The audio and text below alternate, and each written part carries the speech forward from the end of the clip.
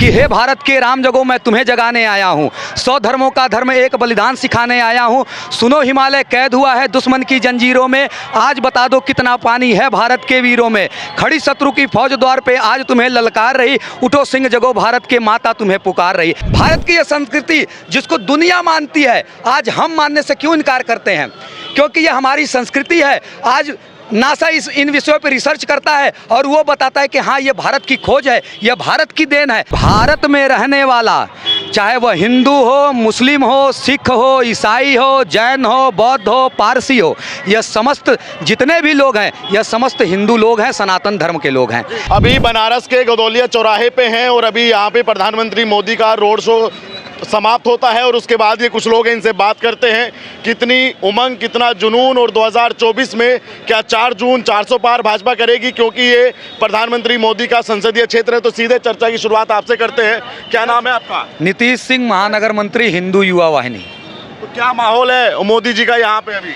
देखिए, मोदी जी का माहौल जो आपने अभी कुछ देर पहले रिकॉर्ड किया होगा, जिसको कहते हैं कि ये रैली नहीं रेला है। मोदी जी जहाँ आते हैं तो वहाँ लोगों को बुलाने की आवश्यकता नहीं पड़ती। आपने देखा होगा कि कुछ दिन पहले अखिलेश यादव और राहुल गांधी ये दोनों लोग मंच पे आते हैं, दोनों लोग मंच को साझा करते हैं और लोगों से अपील करते हैं कि हमारे रैलियों में आइए, साइकिल पर चढ़ के आइए, हाथ का पंजा दिखाइए। लेकिन यहाँ पे किसी को बुलाने की आवश्यकता नहीं। छोटे छोटे बच्चे, बूढ़े लोग, जवान लोग जिस उत्साह के साथ इनके रैली में आते हैं और जिस उत्साह के साथ प्रधानमंत्री की एक झलक पाने के लिए वो लालायित रहते हैं। 6 घंटे इंतजार करते हैं, 6 घंटे इंतजार, पसीने से तरबितर हो जाते हैं। पानी चाहे मिले ना मिले, आप देख सकते हैं इस समय की भी ये स्थिति है गदौलिया की, जबकि मोदी जी को गए हुए यहाँ से लगभग 1 घंटा हो गया है, फिर भी ये स्थिति है यहाँ पर। तो आप इस बात से अंदाजा लगा सकते हैं कि यह एक राष्ट्र नायक, यह एक भारत के भाग्य विधाता हैं जिन्होंने राष्ट्र को केवल आज तक दबाने का प्रयास किया, कुत्सित प्रयास किया, हिंदू धर्म को एक कसी के उपेक्षित किया। लेकिन नरेंद्र मोदी जी के आने के बाद जिस प्रकार से हिंदुत्व ने अपनी हिमालय की शिखर ऊंचाइयों पे चढ़ा है और यह अनवरत चलता रहेगा, ये अनवरत ऐसे ही चलता रहेगा। विपक्ष ने, जो आप रैली की बात कर रहे हैं, राहुल गांधी और अखिलेश यादव ने जो मंच साझा किया था अभी कन्नौज में, राहुल गांधी ने वहां से घोषणा की कि प्रधानमंत्री मोदी या भाजपा की सीटें 150 पे सिमट जाएगी इस बार। देखिए, राहुल गांधी के बारे में मैं ज़्यादा कुछ बोल नहीं पाऊंगा। पढ़े लिखे हैं वो, इसलिए आप वो ज़्यादा पढ़े लिखे हैं ना, ज़्यादा वो ज़्यादा पढ़े लिखे होने के बाद आदमी थोड़ा सा मेंटल हो जाता है, तो इसलिए थोड़ा मैं कहते हैं कि जैसे थोड़ा जो कुछ भी हो वो अति नहीं होना चाहिए। अति सर्वत्र वर्जते, क्योंकि उनकी अति हो गई ना, वो पढ़ ज़्यादा लिए है। और मोदी जी के ज्ञान की जब बातें होती हैं तो आप इस व्यक्ति से अंदाज़ा लगाइए कि जिस समय अन्य प्रधानमंत्री हुआ करते थे इनके कांग्रेस के, तो उस समय वो जब G20 या किसी अन्य समिट में जाते तो वो उनको कौन सी कुर्सी मिलती थी, वो पीछे खड़े रहते थे, हाथ में हाथ ऐसे बांध के, मौन धारण करके। लेकिन आज हमारा प्रधानमंत्री जब कहीं जाता है तो कुछ दूसरे राष्ट्र का राष्ट्राध्यक्ष उनका पैर छूने के लिए चला आता है। ये गौरव की प्राप्ति हुई है। ये भारत भूमि का एक ऐसा संत है जिन्होंने राष्ट्र को एक स्वर में भारत माता की जय बोलने के लिए प्रतिबद्ध कर दिया। एक ऐसा संत जिन्होंने हिंदुओं को प्रतिबद्ध कर दिया कि भगवा ध्वज लगना चाहिए हर घर पर। और आपने देखा कि भगवान श्री राम मंदिर के स्थापना के समय भारत के हरेक, न केवल भारत में, अमेरिका में, इंग्लैंड में, ऑस्ट्रेलिया में, दुनिया के हरेक घरों में जहां पर हिंदू सनातन धर्मावलंबी रहते हैं, सबके घरों पे भगवान श्री राम का भगवा ध्वज विराजमान था। एक ऐसी शक्ति थी। और आप देखिए दुबई में, आबू धाबी में जब राम मंदिर बनता है, जहां पर कभी बारिश की एक बूंद न पड़ी हो, वहां पे बारिश हो गया, वहां पे बाढ़ आ गया। आप देखिए, ये कहते हैं आज की ही देखिए बातें, जब दोपहर वाले मगर ये कहते हैं कि बाहर जाके विदेश में फोटो खिंचवाना कोई विकास की बात थोड़ी है। देखिए, हम इस बनारस में बहुत वर्षों से रहे। मेरा जन्म हुआ, ये सामने हॉस्पिटल आपको दिख रहा है, इसी में मेरा जन्म हुआ है और मैंने बनारस को इतने करीब से देखा है। और आज जो बनारस में देख रहा हूँ, इससे मुझे लगता है कि वो कहते हैं कि सावन के अंधे को अंधा नज़र आता है। तो उनके समय में विकास तो था नहीं, तो उनको आज भी कुछ कहीं विकास नज़र नहीं आता। लेकिन मैं आपको एक बात बताना चाहता हूँ, और ये बहुत सही बात मैं आपको बताऊँगा, लोगों को पता भी नहीं होगा, सारे हिंदुओं को पता नहीं है। काशी, मथुरा, अयोध्या ये भारत की सनातन संस्कृति की आस्था का केंद्र है। भारत का प्राण है ये प्राण कह सकते हैं इनको, आत्मा कह सकते हैं। और इनको क्यों अछूता रखा गया विकास से, इसका कारण था क्योंकि ये क्रिश्चियन थे, ये मुस्लिम थे। इनको विकास से, हमारे धर्म से क्या मतलब था। इनको बाबा विश्वनाथ के ऊपर कोई वजू करता हो, कोई उसके ऊपर पान थूकता हो, कोई हाथ पैर धुलता हो, उससे क्या मतलब। वो तो हमसे पूछे ना कि भगवान विश्वनाथ के ऊपर जब कोई ऐसा करता है तो हमारे मन में क्या पीड़ा उठती है। भगवान श्री राम के मंदिर को जब बाबर तोड़ के गया तब किसी हिंदू के बल सामर्थ्य नहीं था, और एक संत सन्यासी इस कलयुग में खड़ा होता है और जिसने अपने प्रतिज्ञा ली थी उसको पूर्ण करते हुए भगवान श्री राम का भव्य मंदिर, और जिसने ये भी कहा है कि हम ये प्रतिज्ञा लेते हैं कि हम मथुरा में भी श्री कृष्ण मंदिर बनाएंगे, हम बाबा विश्वनाथ को भी सामने लाएंगे। आज यह अवसर है और आपके चैनल के माध्यम से मैं सभी हिंदू भाइयों से निवेदन करूंगा, यह अवसर न केवल भोजन के लिए, न केवल परिवार के लिए, बल्कि अपने सनातन संस्कृति के लिए, आने वाली हजारों पीढ़ियों के लिए प्रधानमंत्री के हाथों को मजबूत करने का कार्य करिए। कमल के फूल पर वोट दीजिए। 1 तारीख को 1 जून को वाराणसी में यह चुनाव होना है। आप सभी से मेरा निवेदन है, भारत की यह संस्कृति जिसको दुनिया मानती है, आज हम मानने से क्यों इनकार करते हैं, क्योंकि यह हमारी संस्कृति है। आज नासा इन विषयों पर रिसर्च करता है और वो बताता है कि हाँ ये भारत की खोज है, यह भारत की देन है। तब हमें गर्व की अनुभूति होती है कि हाँ हमारे पूर्वजों की ये क्षमता थी, ये हमारे पूर्वजों की दक्षता थी, जिसके कारण आज भारत का गुणगान हो रहा है। राहुल गांधी ने चैलेंज किया प्रधानमंत्री मोदी को कि किसी मंच पे आएं और मुझसे डिबेट करें, बहस करें और बताएं 10 सालों में क्या काम किया।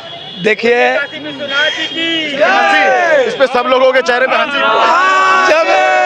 जब राहुल गांधी की बात आती है तो अचानक से सबके चेहरों पे हंसी आ जाती है। शर्मा का याद आ जाता है। क्यों?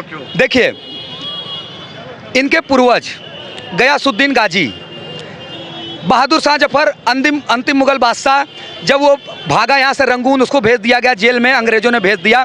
उसके बाद उसका जो पीए था पर्सनल स्टेट गयासुद्दीन गाजी, वो भाग के चला गया कश्मीर। कश्मीर जाने के बाद उसने सोचा कि हम मुसलमानों के बीच तो रह नहीं सकते, क्योंकि मुसलमानों के खून में गद्दारी होती है, तो वहाँ रहेंगे तो लोग बता देंगे कि ये आया है भाग के। तो उसने क्या काम किया, मुसलमान हिंदुओं के बस्ती में जाके हिंदू बन के रहा और वहाँ पर उसने कन्वर्ट कर लिया और नहर के किनारे रह रहा था, वहाँ से इसका नाम पड़ गया नेहरू। आप मुझे बताइए, पूरे भारतवर्ष में कोई ब्राह्मण जो अपना टाइटल नेहरू लगाता हो? कोई नहीं है वो। इनके परिवार को छोड़ के कोई। अच्छा, वहां से अब और देखिए, नेहरू के बाद ये कन्वर्ट हो गए, गांधी हो गए। कैसे गांधी हो गए भैया? गांधी जी के परिवार वाले कहाँ चले गए?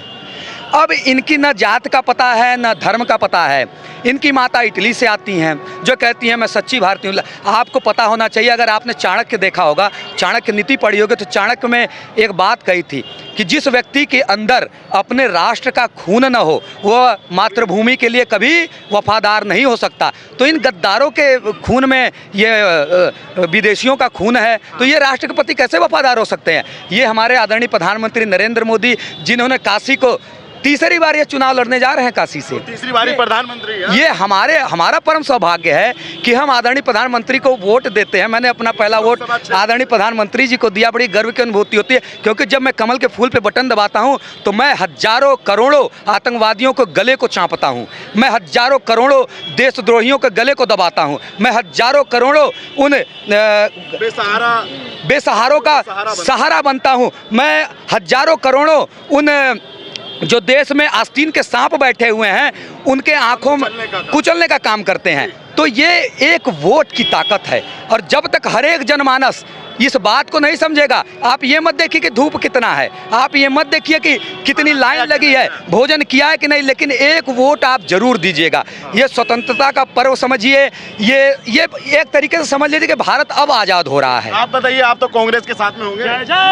नहीं, देखिए काशी भगवामय है। महंगाई कम करने की बात करें तो मुझे लगा कि क्या पता आप बाल बच्चेदार आदमी हो, महंगाई कम चाहते हो। नहीं, हम महंगाई कम चाहते हैं, लेकिन वोट भाजपा को ही देंगे। क्यों? और अभी क्या कहते हैं कि लोग 1400 का सिलेंडर हो गया है, 1500 का सिलेंडर हो गया है, पेट्रोल 100 हो गया है, दाल 200 हो गया है। ये देश रहेगा, ये राष्ट्र रहेगा, ये धर्म रहेगा तो हम जी भी खाए सब हो पाएगा। लेकिन जब हम नहीं रहेंगे, राष्ट्र नहीं होगा, धर्म नहीं होगा, तो रह के क्या होगा? कांग्रेस आने पे कहाँ देश खत्म हो रहा है? कांग्रेस आने के बाद कौन आए तब? कांग्रेस आने के बाद जो हुआ वो लोग जानते हैं। 2G घोटाला, श्याम घोटाला, वो घोटालों का केंद्र चला।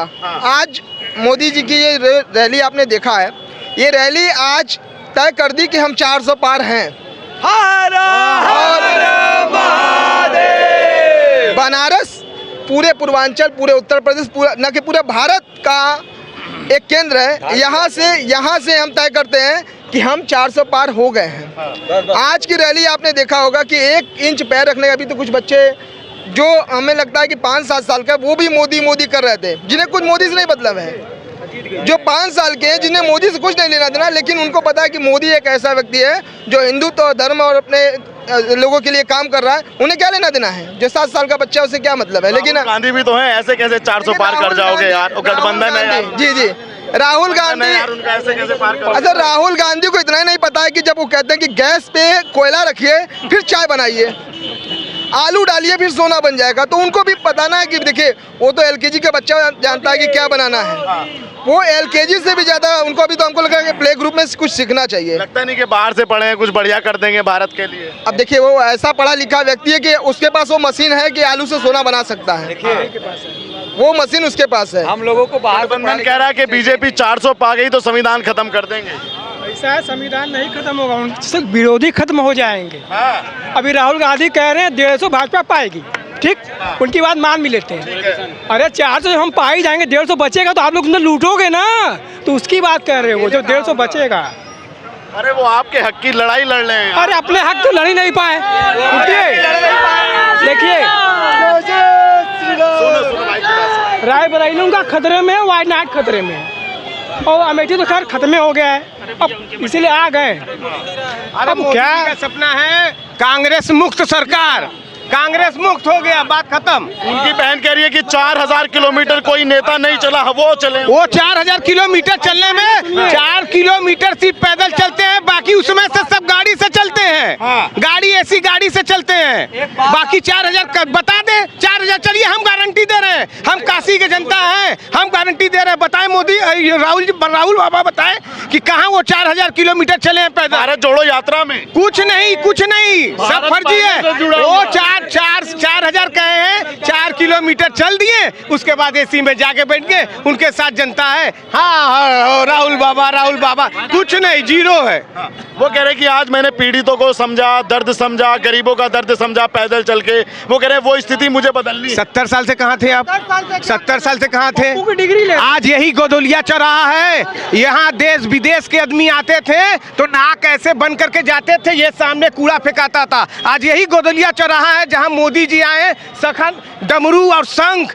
आज मिनी दीपावली यहाँ मना हुआ है। आज बता दीजिए, कोई व्यक्ति यहाँ पे नाक बंद करके खड़ा है? नहीं खड़ा है। इतनी पसीना हो रहा है, लेकिन उसके बाद भी कोई व्यक्ति नाक बंद कर नहीं, तो इसका विकास नहीं कहे, ये बहुत बड़ा विकास है। काशी विकास हो रहा है, काशी के साथ साथ पूरा भारत भी विकास हो रहा है। तो राहुल गांधी क्यों कह रहे हैं कि मोदी को लोगों ने धोखा दिया, ठग लिया? वो तो 4 जून को मोदी जी खुद बता देंगे, जनता खुद बता देगा। जनता का गठबंधन मोदी जी के साथ है, इनका चोरों का, बेईमानों का गठबंधन सब एक हो गए। अरविंद केजरीवाल 20 दिन खातिर आया है, अरविंद केजरीवाल 20 दिन, इसने अन्ना हजारी के साथ मंच पे कहा कि मैं भ्रष्टाचार मिटाऊंगा। अरे तुम भ्रष्टाचार के साथ खुद चिपक गए, फेविकोल की तरह तुम खुद चिपक गए।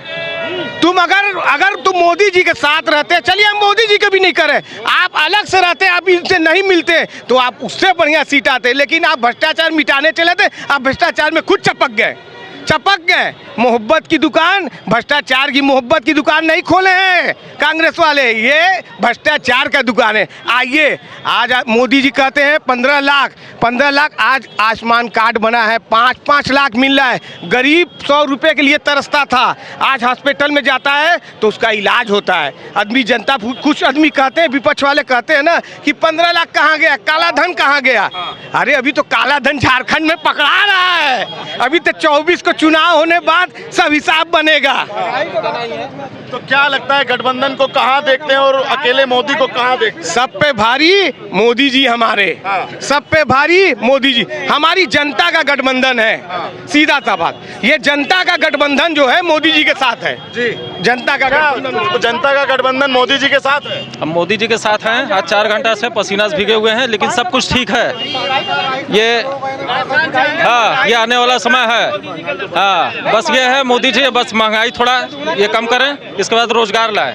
ये 2 चीज़ कमी है। सरकार में आ रहे हैं कि नहीं? मोदी जी आएंगे, अगर ये महंगाई कम करेंगे और रोजगार देंगे तो आगे आने वाला 5 साल मोदी का ही होगा। हर हर महादेव।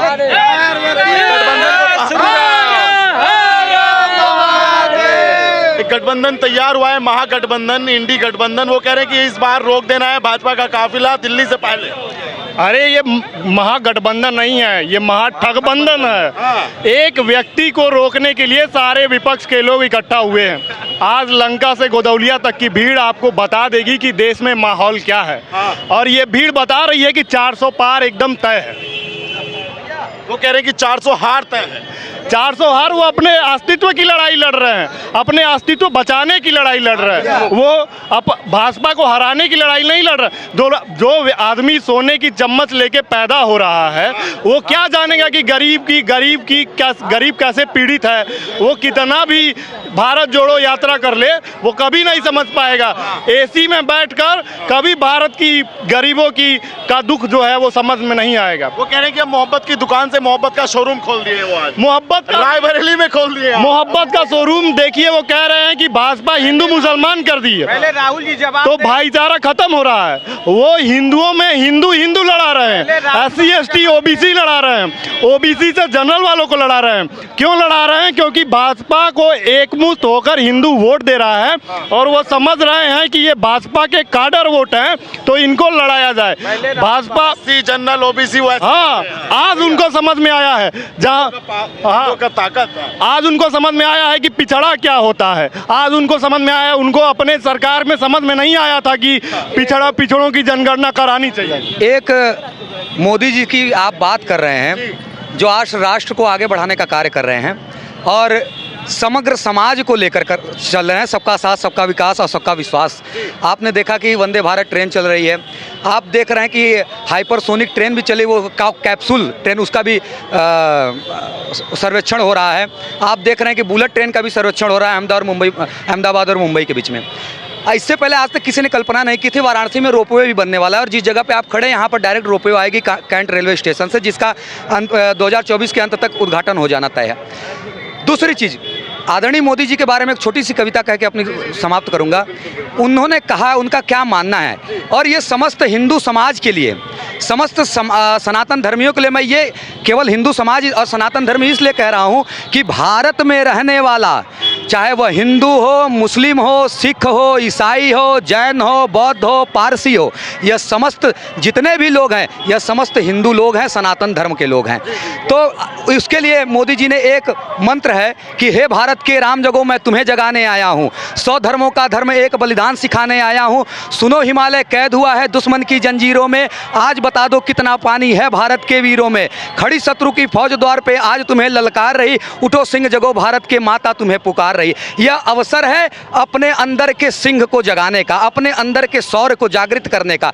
यह अवसर बार बार जीवन में नहीं आता और ऐसे नेतृत्वकर्ता जीवन में बार बार आपको नहीं मिलते। यह ऐतिहासिक क्षण है, यह क्षण दोबारा वापस आपको नहीं मिलने वाला। 5 वर्ष पूर्व क्या होगा क्या नहीं होगा, लेकिन हम अपने आने वाले पीढ़ियों के लिए एक उदाहरण दे सकते हैं, आने वाली पीढ़ियों को ये सिखा सकते हैं कि जो व्यक्ति अपने धर्म के जड़ से गया, आप अफगानिस्तान को देख लीजिए, ईरान को देख लीजिए, इराक को देख लीजिए, ये अपने जड़ों से ये मिट गए तो इनकी संख्या खत्म हो गई, ये निस्ते नाबूद हो गए। तो हम सनातन धर्मी जिस दिन अपने जड़ से खत्म हो जाएंगे, और आपने कहा ना कि कांग्रेस क्या करती थी, क्या विकास, मुझे उसके विकास से कोई मतलब ही नहीं है। अगर मैं ही नहीं रहूँगा, मेरे बच्चे अपने धर्म के बारे में जानेंगे नहीं, जो शिव और गौरी गणेश की पूजा करना नहीं जानेंगे, जो भगवान राम को नहीं मानेंगे, तो इस भारत का रहने का मतलब क्या होगा। यह भारत क्यों पूजनीय है?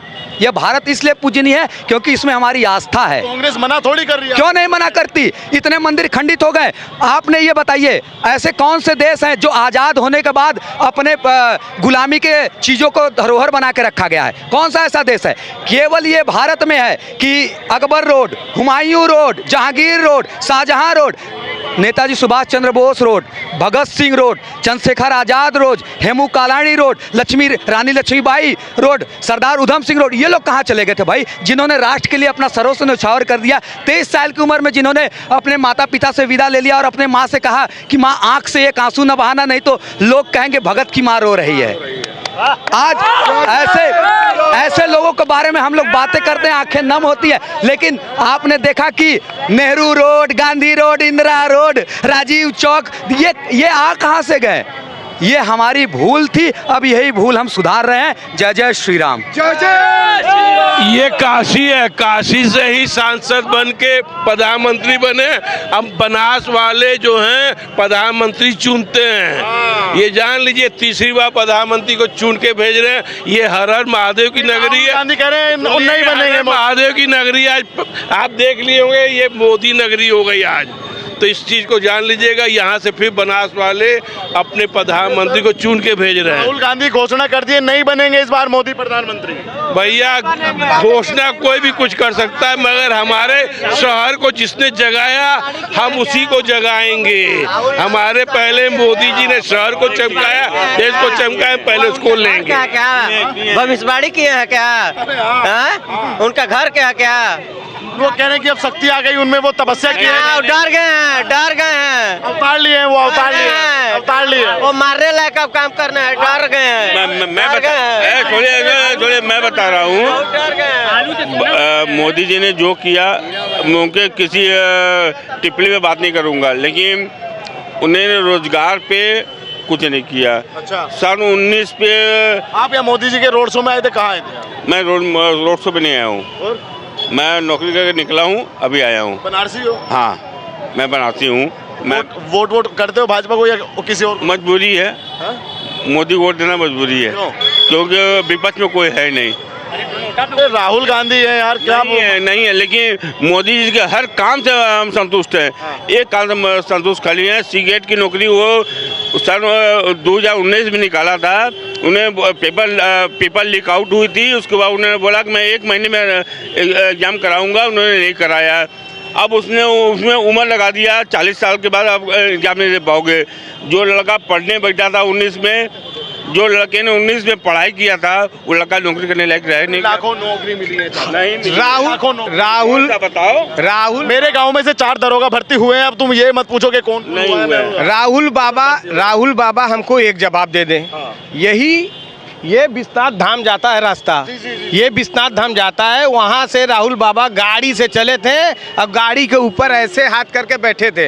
उन्होंने बनारस को जनता को कहा कि ये बनारस की जनता नशेड़ी है, ये नाली में सोती है दारू पी के, यहाँ गोदलिया बनारस की जान। कोई सो रहा है क्या? कोई सोया है? नहीं सो रहा भैया, कोई सोया है? नहीं। बोलिए ना, कोई नहीं सो रहा। कोई बनारस की जनता सोया है? तो हम लोग 1 जून को जवाब देंगे। कहाँ जवाब देंगे? पोलिंग बूथ पर।